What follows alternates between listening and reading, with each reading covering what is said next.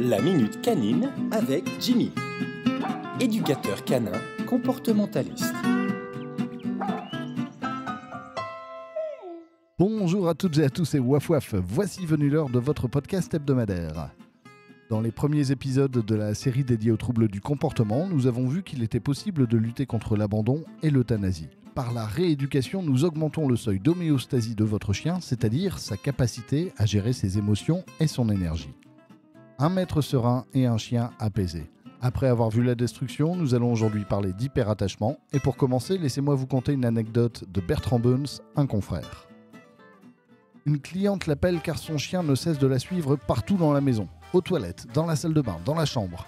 Elle lui explique que son chien l'aime tellement qu'il ne peut pas rester sans elle. Et au moment de sortir en balade, la maîtresse prépare une laisse. Bertrand, interloqué, lui demande pourquoi. La maîtresse lui répond que sans laisse, le chien se sauve. Conclusion, ce chien n'aimerait sa maîtresse qu'à l'intérieur. Et non, cet hyperattachement n'est pas le signe d'un chien qui aime son maître à la folie. Au contraire, il s'agit d'un contrôle.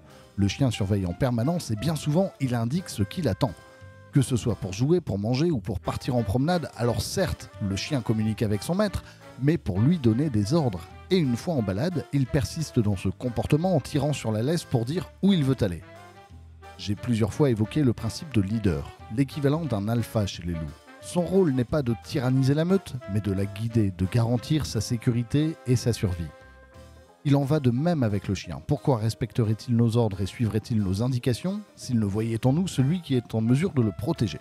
Alors la relation de confiance et de respect peut s'installer. Pour être respecté, nous devons être respectables. Couper les comportements non désirés du chien et le laisser tranquille au moment où il en a besoin.